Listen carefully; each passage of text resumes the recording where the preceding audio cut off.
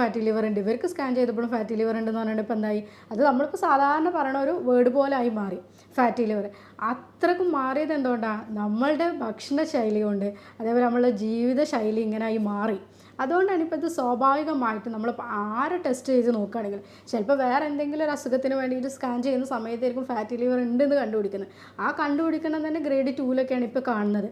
അത്രയ്ക്ക് കോമൺ ആയിട്ട് വന്ന ഒരു സാധനമായി മാറി ഇപ്പോൾ ഈ ഫാറ്റി ലിവർ അല്ലെങ്കിൽ കരൾ വീക്കം എന്നുള്ളത്. ഇതിനെ പറ്റിയിട്ടാണ് ഇന്ന് ഞാൻ പറയുന്നത്. ഞാൻ doctor Afiya Allur, senior consultant, doctor Basis homeo hospital, Pandikkad, Malappuram.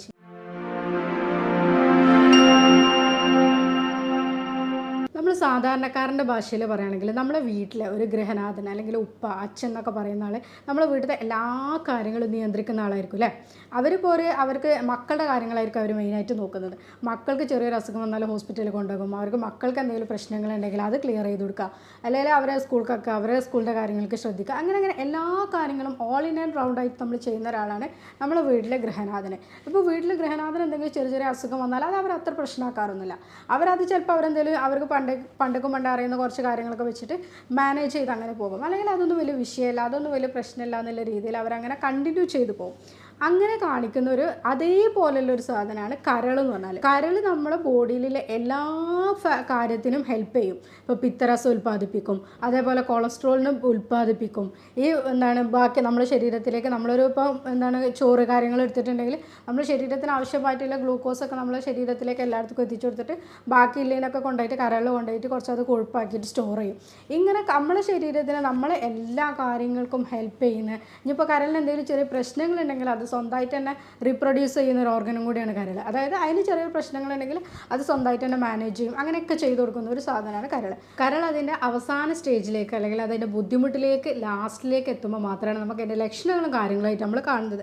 അപ്പോൾ മാത്രമാണ് നമ്മളിത് കരളിന് സിറോസിസ് ആയാലോ അല്ലെങ്കിൽ ക്യാൻസറിലേക്ക് പോയി അല്ലെങ്കിൽ കരൾ വീക്കത്തിൻ്റെ തുടക്കമാണ് ഇങ്ങനെ ഓരോ സ്റ്റേജിലേക്ക് നമ്മളിത് അറിയുള്ളൂ. പക്ഷെ ഇത് തുടക്കത്തിലേ നമുക്ക് ചിലപ്പോൾ ഇതിൻ്റെ ക്ഷീണങ്ങളായിട്ടോ അല്ലെങ്കിൽ എന്തെങ്കിലും അസ്വസ്ഥതകളോ കാര്യങ്ങളോ നമുക്ക് ഉണ്ടാവും. പക്ഷെ നമ്മളത് ഓൾറെഡി നമ്മൾ കരൾ തന്നെ ഇത് മാനേജ് ചെയ്ത് പോകുന്നതുകൊണ്ട് ഇത് നമ്മൾ അറിയുന്നില്ല. ഇവിടെ നമ്മൾ എന്താ വെച്ചാൽ മുന്നേ തന്നെ ഈ കാര്യങ്ങളൊക്കെ കണ്ടുപിടിക്കുകയാണെങ്കിൽ, അല്ലെങ്കിൽ ഗ്രേഡ് 2 ആണ് അല്ലെങ്കിൽ ഗ്രേഡ് 1 ആണെങ്കിൽ അത് മുന്നേ കണ്ടുപിടിക്കുകയാണെങ്കിൽ നമുക്ക് ഈ അസുഖത്തിന് വേഗം തന്നെ നമ്മൾ ജീവിതശൈലിയിൽ മാറ്റങ്ങൾ വരുത്തുക, കുറച്ച് കാര്യങ്ങളൊക്കെ ശ്രദ്ധിച്ചാൽ നമുക്ക് മരുന്നൊന്നും ഇല്ലാതെ തന്നെ മാറ്റാൻ പറ്റും. പക്ഷേ ഇന്ന് എന്താ വെച്ചാൽ ഗ്രേഡ് 1 ഫാറ്റി ലിവർ കോമൺ ആയിട്ട് നമ്മൾ എല്ലാവരുടെ സ്കാനിങ്ങിൽ നോക്കുമ്പോൾ നമുക്ക് ഇപ്പോൾ ഹോസ്പിറ്റലിൽ വരുന്ന മിക്ക റിപ്പോർട്ടുകളും ചിലപ്പോൾ ഫൈബ്രോയിഡിന് വരുന്ന റിപ്പോർട്ടാകാം, അല്ലെങ്കിൽ PCODയിൽ വരുന്ന റിപ്പോർട്ടാകാം, വേറെ എന്തെങ്കിലും സ്കാനിങ്ങിൽ ഇപ്പോൾ നമ്മൾ മൂത്രശയക്കല്ല് അങ്ങനെ എന്തിനെങ്കിലും എടുക്കുന്ന സ്കാനിങ്ങിൻ്റെ റിപ്പോർട്ടിലും ഗ്രേഡ് 1 ഫാറ്റി ലിവർ.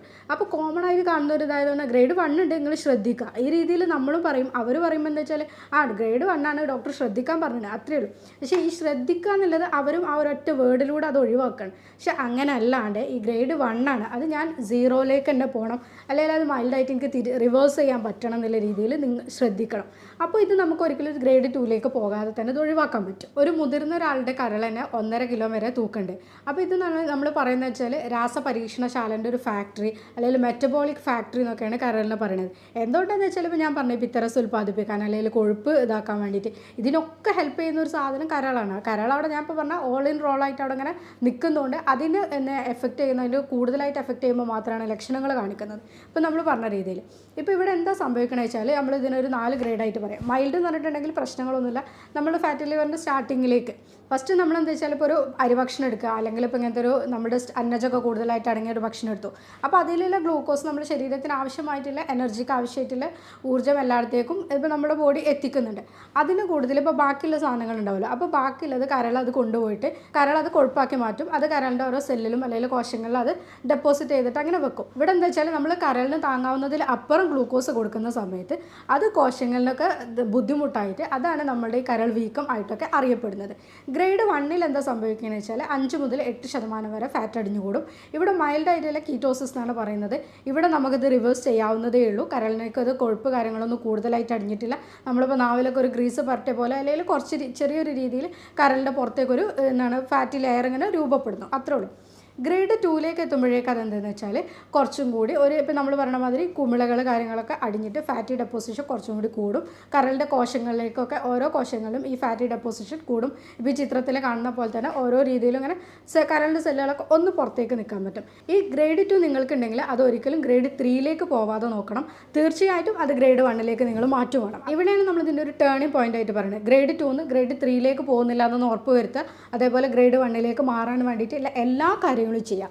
ഇവിടെ നമുക്കത് എന്തായാലും നമുക്കതിനെ സ്റ്റോപ്പ് ചെയ്യാൻ പറ്റണം. പിന്നെ നമ്മൾ കുറച്ചൊക്കെ ഫുഡ് കാര്യങ്ങളൊക്കെ പറയും, അതെല്ലാം കൃത്യമായിട്ട് ശ്രദ്ധിച്ചിട്ടുണ്ടെങ്കിൽ നമുക്കത് ഒഴിവാക്കാൻ പറ്റും. ഗ്രേഡ് 2ൽ നമ്മൾ 12% അതിൻ്റെ ഫാറ്റി ഡെപ്പോസിഷൻ പറയുന്നത്. ഗ്രേഡ് 2ലേക്ക് എത്തുമ്പോഴേക്ക് അത് 15ലേക്ക് എത്തും. അപ്പോൾ അവിടെ എന്ന് വെച്ചാൽ ഫൈബ്രോസിസ് എന്ന് പറയും. അതായത് ഒരു ബാൻഡ് പോലെ കരളിന് ചുറ്റും രൂപപ്പെടും. ഇവിടെ എന്ന് വെച്ചാൽ നമുക്കറിയാം ബാൻഡൊക്കെ ആകുമ്പോൾ വെച്ചാൽ അത് വലിഞ്ഞു മുറുകി ഇങ്ങനെ നിൽക്കുക ചെയ്യുക. അപ്പോൾ കരളിലേക്ക് ചുരുക്കം വരിക ചെയ്യുക. ആദ്യം കരളിന് വീക്കാണ്, പക്ഷെ അത് കരളിലേക്ക് ചുരുക്കമായിട്ട് പിന്നെ ഇങ്ങനെ കരളിൽ ഷ്രിങ്ക് ചെയ്യാൻ തുടങ്ങും, കരളിൻ്റെ സൈസ് കുറയാൻ തുടങ്ങും, ഫംഗ്ഷൻ കുറയാൻ തുടങ്ങും. ഗ്രേഡ് 4ലേക്ക് എത്തുമ്പോഴേക്ക് ഫാറ്റി ഡെപ്പോസിഷൻ 15% മേലെ പോകും. കരൾ എന്തായാലും പ്രവർത്തനരഹിതമാകും. കരളിൻ്റെ ഫംഗ്ഷനും കാര്യങ്ങളൊക്കെ അത് നിർത്തിവെക്കും. അപ്പോൾ നമുക്ക് എന്തായാലും കരൾ മാറ്റിവെക്കലിലേക്കോ അല്ലെങ്കിൽ സിറോസിസിലേക്കോ കാര്യങ്ങളിലേക്കോ അത് പോകും. പക്ഷെ നമ്മൾ പറഞ്ഞു ഗ്രേഡ് 2 തന്നെ നമ്മൾ എന്തായാലും ശ്രദ്ധിക്കണം. ഇത് എങ്ങനെ അറിയാമെന്നുള്ളത്, തിരിച്ചറിയാമെന്നുള്ളത് സ്വാഭാവികമായിട്ടും മുന്നേ നമ്മൾ എന്തിനെങ്കിലും ഞാൻ പറഞ്ഞ രീതിയിൽ മുന്നേ എന്തെങ്കിലും വയറിന് എന്തെങ്കിലും ബുദ്ധിമുട്ടോ കാര്യങ്ങളൊക്കെ ഉണ്ടാകുമ്പോൾ സ്കാൻ ചെയ്യുമ്പോഴൊക്കെ ആയിരുന്നു അറിഞ്ഞിരുന്നത്. ഇന്ന് ആൾക്കാർ തന്നെ ഫാറ്റി ലിവർ ഉണ്ടോ എന്നുള്ള സംശയം കൊണ്ട് ഇടയ്ക്കിടയ്ക്ക് ടെസ്റ്റ് ചെയ്യുന്നവരുണ്ട്. ഇപ്പോൾ നമുക്ക് ഇപ്പോൾ ഒരു ഡോക്ടേഴ്സിനൊക്കെ എന്താ വെച്ചാൽ പേഷ്യൻ്റ് ഹോസ്പിറ്റലിൽ വരുന്ന സമയത്ത് തന്നെ മനസ്സിലാക്കാൻ പറ്റും. അരക്കെട്ടിൻ്റെ വണ്ണം കൂടുതലുണ്ടാവുക, അല്ലെങ്കിൽ അവർക്ക് കൂടുതലായിട്ട് ക്ഷീണം കാര്യങ്ങൾ വരിക, അല്ലെങ്കിൽ എപ്പോഴും ഒരു വീക്കാണ്, അല്ലെങ്കിൽ ഉറക്കം കൂടുതലാണ്, അല്ലെങ്കിൽ മുന്നേ ഞാൻ തടി ഉണ്ടായിരുന്നു പെട്ടെന്ന് മെലിഞ്ഞു, ഇങ്ങനെയൊക്കെ പറയുന്നുണ്ടെങ്കിൽ നിങ്ങളൊന്ന് ടെസ്റ്റ് ചെയ്ത് നോക്കുമ്പോൾ പറയുന്ന സമയത്ത് തന്നെ അവിടെ ഒരു ഫാറ്റി ലിവറിൻ്റെ ഇത് കാണിക്കാറുണ്ട്. പിന്നെ നമുക്ക് ലിവർ ഫംഗ്ഷൻ ടെസ്റ്റ് ആയിട്ടുണ്ടെങ്കിൽ LFTയിൽ ഇതൊക്കെ തന്നെ മനസ്സിലാക്കാൻ പറ്റും. അതേപോലെ SGOT SGPT കാര്യങ്ങളൊക്കെ ചെക്ക് ചെയ്തിട്ടുണ്ടെങ്കിൽ ഇത് ഗ്രേഡ് 2 സിവിയറിറ്റിയിലേക്ക് പോകുന്നുണ്ടോ അല്ലെങ്കിൽ അത് കുറയുന്നുണ്ടോ എന്നുള്ളത് മനസ്സിലാക്കാൻ പറ്റും. ഓൾറെഡി നമ്മൾ ഫാറ്റി ലിവറാണെന്ന് ഡയഗ്നോസ് ചെയ്തിട്ടുണ്ടെങ്കിൽ പിന്നെ ഈ ലിവർ ഫംഗ്ഷൻ ടെസ്റ്റൊക്കെ ഇടയ്ക്ക് ചെയ്താൽ മതി. ഇടയ്ക്കിടയ്ക്ക് പോയിട്ട് ഈ സ്കാനിങ് ചെയ്യുന്നതിൽ വലിയ കാര്യമൊന്നുമില്ല. അതേപോലെ തന്നെ ടെസ്റ്റുകളായിട്ട് പിന്നെ നമുക്ക് MRI ചെയ്യാം. ഇപ്പോൾ പുതിയതായിട്ട് പിന്നെ ചെയ്യുന്നത് ഫൈബ്രോ സ്കാനാണ്. ഫൈബ്രോ സ്കാനിൽ ഇതിൻ്റെ ഓരോന്നിന് നമുക്ക് എത്ര സിവിയറിറ്റി, ഓരോ കോശങ്ങൾക്കും എത്രത്തോളം ബുദ്ധിമുട്ടുണ്ടെന്നുള്ളതൊക്കെ ഈ സ്കാനിങ്ങിലൂടെ തന്നെ നമുക്ക് മനസ്സിലാക്കാൻ പറ്റും. ഫൈബ്രോസിസ് കാര്യങ്ങളൊക്കെ എത്ര വന്നിട്ടുണ്ടെന്നുള്ളതൊക്കെ മനസ്സിലാക്കാൻ പറ്റിയതാണ് ഫൈബ്രോ സ്കാൻ. ആർക്കൊക്കെയാണ് ഫാറ്റി ലിവർ വരാൻ കൂടുതലായിട്ട് സാധ്യത ഉള്ളത്? ഇങ്ങനെ നോക്കുകയാണെങ്കിൽ നമുക്കറിയാം ഒബീസിറ്റി എല്ലായിടത്തും ഇപ്പോൾ കൂടുതലായിട്ട് നമ്മൾ പറയുന്ന ഒരു ജീവിതശൈലി രോഗമാണ് ഒബീസിറ്റി എന്നുള്ളത്. അതിൽ പ്രത്യേകിച്ച് അരക്കെട്ടിൻ്റെ വണ്ണം കൂടുതലായിട്ടുള്ള ആൾക്കാർക്ക് ഇപ്പോൾ നമ്മുടെ ബോഡി പ്രൊപ്പോർഷൻ എടുക്കുന്ന സമയത്ത് ഇപ്പോൾ നമ്മൾ BMI എന്നൊക്കെ നോക്കില്ല, ഹൈറ്റ് വെയിറ്റ് പ്രൊപ്പോർഷൻ എടുക്കുന്ന സമയത്ത് ഇവരെ ഹൈറ്റിനേക്കാളും ഇവർക്ക് വെയിറ്റ് ഹൈറ്റ് ടു വെയിറ്റ് നോക്കുന്ന സമയത്ത് വെയിറ്റ് കൂടുതലായിരിക്കും. അതും തന്നെ ഒബീസിറ്റി എപ്പോഴും വയറിൻ്റെ ഭാഗങ്ങളിൽ കൂടുതലായിട്ടുള്ള ആൾക്കാർക്ക് ഈ ഫാറ്റി ലിവർ വരാനുള്ള സാധ്യത കൂടുതലുണ്ട്. അതുപോലെ തന്നെ ഇപ്പോൾ കൂടുതലായിട്ടുള്ള ആൾക്കാർക്കും സെഡൻറ്ററി ലൈഫാണ്. ഇപ്പോൾ നമ്മൾ എവിടെയാണെങ്കിലും ഇരുന്ന് ഇങ്ങനെ ജോലി ചെയ്യുക, ടൈപ്പിംഗ് ആയിട്ടുള്ള ആൾക്കാർ ടൈപ്പ് തന്നെ ചെയ്തുകൊണ്ടേയിരിക്കുക, ഡ്രൈവിംഗ് ആയിട്ടുള്ള ആൾക്കാർ ഡ്രൈവിംഗ് തന്നെ ചെയ്തുകൊണ്ടിരിക്കുക, കണ്ടിന്യൂസ് ആയിട്ട് നമ്മളിപ്പോൾ എന്താണ് ജോലി അതന്നെ ഒരേപോലെ ഇരുന്ന് ചെയ്യുന്ന ആൾക്കാർക്ക് അവർക്ക് ഈ എക്സസൈസ് കാര്യങ്ങളൊക്കെ വളരെ കുറവായിരിക്കും. അങ്ങനത്തെ ആൾക്കാർക്കും ഈ ഫാറ്റി ലിവർ അവരുടെ ഭാവിയിൽ വരാൻ കൂടുതലായിട്ട് സാധ്യതയുണ്ട്. അതേപോലെ ടൈപ്പ് 2 ഡയബറ്റീസ്, അൺകൺട്രോൾഡ് ആയിട്ടുള്ള ഡയബറ്റീസ് ഉള്ള ആൾക്കാർക്ക് ഈ ഫാറ്റി ലിവർ വരാൻ സാധ്യത കൂടുതലുണ്ട്. തിരിച്ചും പറയാം, ഫാറ്റി ലിവർ വന്ന ആൾക്കാർക്ക് ടൈപ്പ് 2 ഡയബറ്റീസിലേക്കുള്ള സാധ്യതയുണ്ട്. രണ്ട് രീതിയിലും കാണാറുണ്ട്. അതുപോലെ തന്നെ ഈ തൈറോയിഡിൻ്റെ പ്രശ്നമുള്ള ആൾക്കാർക്ക്, PCOD ഉള്ളവർക്ക്, കൊളസ്ട്രോളും പ്രശ്നമുള്ളവർക്ക് ഇതൊക്കെ അങ്ങോട്ടും ഇങ്ങോട്ടും കണക്റ്റഡ് ആണ്. ഈ ഫാറ്റി ലിവർ ഉള്ളവർക്ക് തൈറോയിഡിൻ്റെ പ്രശ്നങ്ങൾ വരാം, തിരിച്ചും രണ്ട് സംഭവിക്കുന്നത് കാണാറുണ്ട്. അതുപോലെ തന്നെ നമ്മൾ ഇമ്പോർട്ടൻ്റ് ആയിട്ട് നോക്കേണ്ട ഒരു കാര്യമാണ് ഉറക്കം എന്നുള്ളത്. നമ്മൾ നന്നായിട്ട് ഉറങ്ങുന്ന സമയത്താണ് നമ്മൾ ഈ ഹോർമോൺസും കാര്യങ്ങളൊക്കെ പ്രൊഡ്യൂസ് ചെയ്യുന്നത്. അതേപോലെ തന്നെ അതിൻ്റെ ബാക്കി പരിപാടികളൊക്കെ നടക്കുന്നത്. മിനിമം നമ്മളൊരു 6 to 7 അല്ലെങ്കിൽ ഒരു 6 to 9 മണിക്കൂറൊക്കെ നല്ല രീതിയിൽ രാത്രി ഉറക്കം കിട്ടുന്ന ആൾക്കാർക്ക് ഇങ്ങനത്തെ നമുക്ക് ഈ ജീവിതശൈലി രോഗങ്ങളൊക്കെ ഒരുപാട് കുറക്കാൻ പറ്റും. പക്ഷേ ഇപ്പോൾ എന്താ വെച്ചാൽ നമ്മൾ രാത്രികളുടെ കൂടുതൽ ഫോണിൻ്റെ ഉപയോഗം അല്ലെങ്കിൽ ഒരുപാട് സ്ട്രെസ്സോ കാര്യങ്ങളോ ഉണ്ടാവുക അങ്ങനത്തെയൊക്കെ ഉണ്ടാകുന്ന സമയത്ത് ഈ രാത്രിക്കത്തെ ഉറക്കം കുറയും. അല്ലെങ്കിൽ അവരെന്നെ എന്താ വെച്ചാൽ ഉച്ചയ്ക്ക് ഇപ്പോൾ നല്ലോണം ഫുഡൊക്കെ കഴിച്ചിട്ട് ഇപ്പോൾ നന്നായിട്ട് ചോറോ കാര്യങ്ങളോ എടുത്തിട്ട് നന്നായിട്ട് ഉറങ്ങുക. അപ്പോൾ അത് രണ്ടും കോമ്പൻസേറ്റ് ചെയ്യാൻ പറ്റാത്തൊരു സാധനമാണ്. രാത്രി ഉറക്കമെല്ലാം ഉച്ചയ്ക്ക് നന്നായിട്ട് ഉറങ്ങും ചെയ്യുക, അതും ഭക്ഷണം നന്നായിട്ട് കഴിച്ചിട്ടാണ് ഈ ഉറങ്ങുന്നത്. ഇങ്ങനെ ഉണ്ടാകുമ്പോഴും ഈ ഫാറ്റി ലിവർ കൂടുതലായിട്ട് വരാനുള്ള സാധ്യത ഇവർക്ക് കൂടുതലാണ്. പിന്നെ ഇപ്പോൾ ഞാൻ പറഞ്ഞ രീതിയിലുള്ള ജീവിതശൈലി മാറ്റങ്ങൾ വന്നതാണ് അരിഭക്ഷണങ്ങൾ കൂടുതലായിട്ട് എടുക്കുക എന്നുള്ളത്. പക്ഷേ ഇപ്പോൾ പറയുമ്പോൾ എല്ലാവരും പറയും പണ്ടുള്ളവർ ഫുൾ അരിഭക്ഷണങ്ങൾ തന്നെയല്ലേ കഴിച്ചിരുന്നത്, അവർ 3 നേരം അരിഭക്ഷണമല്ലേ കഴിച്ചിരുന്നത് എന്നുള്ളത്. പക്ഷേ അവിടെ മാറ്റം എന്താണെന്ന് വെച്ചാൽ അവർ 3 നേരം അരിഭക്ഷണം കഴിച്ചിരുന്ന ആൾക്കാരാണെങ്കിലും കൂടെ അവരെന്താ വെച്ചാൽ അതിനനുസരിച്ചിട്ടുള്ള ജോലികളിലും കാര്യങ്ങളും ഏർപ്പെട്ടിരുന്നു. അവർ അരിഭക്ഷണം കഴിച്ചിട്ട് നേരെ നമ്മളതിൽ വന്നിട്ട് ഈ കീബോർഡിൻ്റെ മുന്നിലോ അല്ലെങ്കിൽ കമ്പ്യൂട്ടറിൻ്റെ മുന്നിലോ അല്ലെങ്കിൽ നേരെ വീട്ടിലെ ചെറിയ പണികൾ മാത്രം എടുക്കുക. അപ്പോൾ സ്ത്രീകളാണെങ്കിൽ വീട്ടിലെ ചെറിയ പണികൾ മാത്രം എടുക്കുക, അല്ലെങ്കിൽ പുരുഷന്മാരാണെങ്കിലും ഇപ്പോൾ കൂടുതൽ ഇങ്ങനത്തെ എന്താണ് കമ്പ്യൂട്ടറിൻ്റെ പരിപാടികൾ വരിക, അല്ലെങ്കിൽ എന്താണ് ഡ്രൈവിങ്, കുറച്ച് അങ്ങനത്തെ പണികളൊക്കെയല്ലേ കൂടുതൽ, ഓഫീസ് വർക്ക് ഇങ്ങനത്തെയൊക്കെയാണ് ഇപ്പോൾ കൂടുതൽ, അങ്ങനത്തെ ആൾക്കാർക്കാണ് കൂടുതൽ കാണുന്നത്. അതുകൊണ്ടാണ് നമ്മൾ അവരെ തന്നെ എടുത്ത് പറയുന്നത്. പക്ഷേ പണ്ടുള്ള ആൾക്കാരൊക്കെ എന്താ വെച്ചാൽ നന്നായിട്ട് ഇപ്പോൾ ഈ ചോറ് കാര്യങ്ങൾ കഴിച്ചിരുന്നാലും അവർ നേരെ പോയിരുന്നത് അവരുടെ പണികളിലേക്കാണ്. കൈക്കോട്ട് അങ്ങനത്തെ കാര്യങ്ങൾ, കൊത്തലും അതൊക്കെ കൂടുതൽ പണികൾ അവർക്ക് വന്നിരുന്നു. അതുകൊണ്ട് തന്നെ അവർക്ക് ഈ ഫാറ്റി ലിവറോ അങ്ങനത്തെ നമ്മളിപ്പോൾ ഈ പറയുന്ന ജീവിതശൈലി രോഗങ്ങളൊന്നും അവരൊന്നും ബുദ്ധിമുട്ടിച്ചിരുന്നില്ല. ഇപ്പോൾ നമ്മൾ ഡയബറ്റീസ്, അതേപോലെ BP കൂടുക, അല്ലെങ്കിൽ കൊളസ്ട്രോൾ കൂടുക, ഫാറ്റി ലിവർ വരിക, ഇങ്ങനത്തെ കുറേ അസുഖങ്ങളാണ് ഇപ്പോൾ ഇന്ന് കൂടുതൽ ഹോസ്പിറ്റലിൽ കാണുന്ന അസുഖങ്ങൾ. പക്ഷെ അതൊന്നും അവർക്ക് അന്ന് വരാതിരുന്നതും അവരുടെ ജീവിതശൈലി നമ്മളിത് തമ്മിൽ നല്ല മാറ്റമുണ്ട്. പക്ഷേ ഭക്ഷണങ്ങൾ നമ്മളിപ്പോഴും ഇങ്ങനത്തെ രീതിയിലാണ് കൂടുതലായിട്ട് എടുക്കുന്നത്. ഇപ്പോൾ സ്ത്രീകളൊക്കെ പറയുന്നുണ്ട്, ഡോക്ടറെ ഞാൻ കള്ളൊന്നും എടുക്കാറില്ല, നമ്മൾ ഇങ്ങനത്തെ സാധനങ്ങളൊന്നും ഇതുവരെ ഉപയോഗിച്ചിട്ടൊന്നുമില്ലല്ലോ, പിന്നെ എന്തുകൊണ്ടാണ് നമുക്ക് ഫാറ്റി ലിവർ വന്നത് എന്നുള്ളത്. ഫാറ്റി ലിവറിന് മെയിനായിട്ട് 2 രീതിയിലാണ് പറയുന്നുണ്ടായിരുന്നത്. ആൽക്കഹോളിക് ഫാറ്റി ലിവർ ഡിസീസും അതേപോലെ നോൺ ആൽക്കഹോളിക്കും. പക്ഷേ ഇന്ന് ആൽക്കഹോളിക്ക് നമുക്ക് ഓൾറെഡി ഉറപ്പിക്കാം, 90% ഈ കള്ള് കുടിക്കുന്ന അല്ലെങ്കിൽ ഡ്രിങ്ക്സ് സ്ഥിരമായിട്ട് എടുക്കുന്ന ആൾക്കാർക്കും എന്താണ് ഫാറ്റി ലിവർ വരാനുള്ള സാധ്യത കൂടുതലാണ്. അവർ കുറച്ച് ഡ്രിങ്ക്സ് തന്നെ സ്ഥിരമായിട്ട് എടുക്കുന്ന ആൾക്കാരാണെങ്കിലും അവർക്ക് ഇത് ഫാറ്റി ലിവർ ഭാവിയിൽ വരാനുള്ള സാധ്യത കൂടുതലാണ്. പക്ഷേ ഇന്ന് നോൺ ആൽക്കഹോളിക് ഫാറ്റി ലിവർ ഡിസീസാണ് കൂടുതലായിട്ട് കാണിക്കുന്നത്. അതും ഈ സ്ത്രീകളിലും അതേപോലെ തന്നെ കള്ളും കാര്യങ്ങളൊന്നും എടുക്കാത്ത പുരുഷന്മാരിലും കൂടുതലായിട്ട് കാണുന്നുണ്ട്. കാരണം എന്താണെന്ന് വെച്ചാൽ അവിടെയാണ് നമ്മൾ ഈ അന്നജത്തിൻ്റെ കൂടുതലായിട്ടുള്ള ഉപയോഗം, അതേപോലെ ഈ ഷുഗർ കണ്ടൻറ്റ് കൂടുതലായിട്ട് ഉപയോഗിക്കുന്നത്, അതിൻ്റെയൊക്കെ ഇമ്പോർട്ടൻസ് അവിടെയാണ് കൂടുതൽ വരുന്നത്. ഇങ്ങനത്തെ ആൾക്കാർക്ക് നമ്മളൊരു ഭക്ഷണത്തിൽ റൂട്ടീനായിട്ട് പറഞ്ഞു കൊടുക്കുന്ന സമയത്ത്, ഇപ്പോൾ നമ്മൾ ഫാറ്റി ലിവറിൻ്റെ ഒരു കേസ് നോക്കുന്ന സമയത്ത് OPയിൽ അവരോട് ഭക്ഷണത്തിൻ്റെ കാര്യത്തിൽ നിങ്ങൾ എങ്ങനെയൊക്കെ ശ്രദ്ധിക്കണം എന്ന് പറയുമ്പോൾ ഫസ്റ്റ് പറയാറുണ്ട്, ഇൻ്റർമീഡിയറ്റ് ഫാസ്റ്റിങ്ങിലേക്ക് നിങ്ങൾക്ക് മാറാൻ പറ്റുന്നുണ്ടെങ്കിൽ ഇടയ്ക്കൊക്കെ നിങ്ങൾ ആ രീതിയിലേക്ക് പോകുക എന്നുള്ളത്. ഇവിടെ നമ്മളെന്താ വെച്ചാൽ 16 to 8 എന്നുള്ള രീതിയിലെടുക്കും. അതായത് 16 മണിക്കൂർ നിങ്ങൾ ഫാസ്റ്റിംഗ് എടുക്കുക, 8 മണിക്കൂർ നിങ്ങൾക്ക് ഭക്ഷണം കഴിക്കാം. ഈ 8 മണിക്കൂർ നമ്മളിതിനെ ഇരട്ടായിട്ട് ഭക്ഷണം എടുക്കരുത്. അവിടെ എന്താ നമ്മൾ 8 മണിക്കൂർ ഭക്ഷണങ്ങൾ വെച്ചാൽ ഇപ്പോൾ രാവിലത്തെ ബ്രേക്ക്ഫാസ്റ്റ് നമ്മളൊരു 9:30-10 മണിക്ക് എടുക്കുന്നതുകൊണ്ട് ഇപ്പോൾ ഈവനിങ് നമ്മളൊരു 7 അല്ലെങ്കിൽ 6, 8 ആ ഒരു ടൈമിൻ്റെ ഉള്ളിൽ നമ്മൾ മാക്സിമം എല്ലാം നിർത്തണം. ബാക്കി നമുക്ക് വെള്ളം നമുക്ക് മാക്സിമം എപ്പോഴും എടുക്കാം.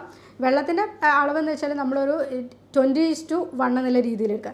നമ്മൾ 20 കിലോ ആണ് വെയിറ്റ് എന്നുള്ളത് 1 ലിറ്റർ വെള്ളം എടുക്കുക. 40 കിലോ ആണെന്നുണ്ടെങ്കിൽ 2 ലിറ്റർ. അതിൻ്റെ അനുപാതികമായിട്ട് എന്തായാലും വെള്ളത്തിൻ്റെ ഇൻടേക്ക് കൂട്ടുക. ശരീരത്തിന് ആവശ്യമായിട്ടുള്ള വെള്ളം നമ്മൾ എടുക്കുന്നുണ്ടെന്നുണ്ടെങ്കിൽ കരളിൽ സ്റ്റോർ ചെയ്യുന്ന ഈ മാലിന്യങ്ങളും വേസ്റ്റ് പ്രോഡക്ട്സ് ഒക്കെ തന്നെ കരളിന് റിമൂവ് ചെയ്യാൻ സുഖമായിരിക്കും. അപ്പോൾ കരളിൻ്റെ പ്രവർത്തനങ്ങൾക്ക് വെള്ളം നിർബന്ധമാണ്. അതേപോലെ തന്നെ ഭക്ഷണങ്ങൾ നമ്മൾ രാവിലെ എടുക്കുന്ന സമയത്ത് ഇപ്പോൾ രാവിലെ നമ്മൾ ഒരു ഗ്രീൻ ടീ കൊണ്ടോ അല്ലെങ്കിൽ നല്ല ചൂടുവെള്ളം കൊണ്ടോ ഒക്കെ നമുക്ക് രാവിലത്തെ തുടങ്ങാം. അവിടെ എന്താ വെച്ചാൽ രാവിലെ തന്നെ നമ്മൾ എണീക്കുന്ന സമയത്ത് 2 ഗ്ലാസ് നമുക്ക് പറ്റുന്ന രീതിയിലുള്ള ഇളം ചൂടുവെള്ളം എടുക്കാം, അല്ലെങ്കിൽ ഗ്രീൻ ടീ ആക്കാം. അവിടെ നമ്മൾ ഷുഗർ എന്തായാലും ഒഴിവാക്കുക. അതിന് കൂടെ തന്നെ അരിഭക്ഷണമായിട്ടില്ലേ നമ്മളിപ്പോൾ രാവിലെ നമ്മളൊക്കെ ഭക്ഷണം എന്താ, പുട്ട്, അപ്പം, ഇടിയപ്പം, ദോശ, ഇങ്ങനത്തെ സാധനങ്ങൾ, ഇതൊക്കെ എന്താ അരിഭക്ഷണമാണ്. പകരം നമുക്ക് എന്താ വെച്ചാൽ ഓട്സിനെ കൊണ്ടുള്ള ഉപ്പുമാവ്, അല്ലെങ്കിൽ റാഗിനെ കൊണ്ട് അപ്പം ചൂടാം, ഗോതമ്പിനെ കൊണ്ട് അപ്പം ചൂടാം, അല്ലെങ്കിൽ അതിനെ കൊണ്ടൊക്കെ ഉപ്പുമാവോ കാര്യങ്ങളോ അങ്ങനെയൊക്കെ ആക്കിയിട്ട് എടുക്കാം. രാവിലത്തെ നമ്മളുടെ ഭക്ഷണത്തിൻ്റെ കൂടെ നമുക്ക് കടല, പരിപ്പ്, ചെറുപയർ ഇങ്ങനത്തെ സാധനങ്ങളൊക്കെ കൂടെ എടുക്കാം. ഇതെടുക്കുമ്പോൾ നമുക്ക് ഒരു സമീകൃതാഹാരം എന്നുള്ള രീതിയിലും കൂടി കിട്ടും. അവിടെ കൂടെ ഷുഗറായിട്ടുള്ള നമ്മൾ ഒരു സാധനം എടുക്കുന്നില്ല, അത് നമ്മൾ തേനോ ശർക്കരയോ പഞ്ചസാരോ അങ്ങനെ എല്ലാ സാധനവും ഒഴിവാക്കാം. നമ്മൾ പഞ്ചസാര എടുക്കുന്നില്ല എന്ന് പറയാം, ശർക്കര ചായക്ക് ഇടട്ടെ എന്നുള്ള രീതിയിൽ ചോദിക്കുന്നതിൽ അർത്ഥമല്ല. പിന്നെ നമുക്കൊരു ഇടഭക്ഷണം ഇതിൻ്റെ ഇടയിലൊക്കെ നമ്മൾ വെള്ളം കുടിക്കുന്നുണ്ട്, നമുക്ക് പറ്റുന്നത് ചൂടുവെള്ളം തന്നെ കുടിക്കുക.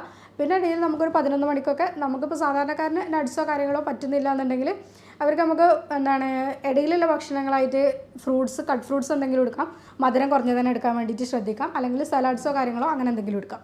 ഇപ്പോൾ പറ്റുന്നുണ്ടെങ്കിൽ നമുക്ക് നല്ല നട്ട്സ് എടുക്കാം. ഇതിലെന്താ വെച്ചാൽ നല്ല ഫാറ്റ് കണ്ടൻ്റ് ആയിട്ടുള്ള നട്ട്സ് എടുക്കുന്നതിന് ഒരു പ്രശ്നമില്ല. നമുക്കിവിടെ LDL മാത്രമേ കുറക്കേണ്ട ആവശ്യമുള്ളൂ, HDL കൂട്ടുന്നതിന് ഒരു പ്രശ്നമില്ല. HDL കൂടുന്നത് തന്നെയാണ് നല്ലത്.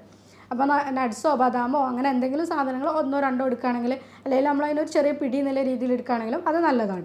ഉച്ചക്കത്തെ ഭക്ഷണത്തിലേക്ക് പോകുന്ന സമയത്ത് നമ്മൾ മലയാളികളുടെ സാധാരണ ആയിട്ട് ഒരു ചോറ്, മീൻകറി ആയിക്ക്, കുറച്ച് മീൻ പൊരിച്ചത് ആയിക്ക്, കുറച്ച് ഉപ്പേരി കറികൾ എന്നുള്ള രീതിയിൽ നമ്മൾ പോകും. അതൊന്ന് നമ്മൾ കുറച്ചിട്ട് ചോറ് ഒരു പോർഷൻ മാത്രമാക്കുക. നമ്മളൊരു പ്ലേറ്റിന് 4 ഭാഗമായിട്ട് കട്ട് ചെയ്തിട്ട് ഒരു ഭാഗത്ത് ചോറ്, പിന്നെ ഒരു ഭാഗത്ത് പ്രോട്ടീൻ എന്തെങ്കിലും, ഇപ്പോൾ നമ്മൾ കടല അങ്ങനത്തെ സാധനങ്ങൾ എന്തെങ്കിലും ഇടാം.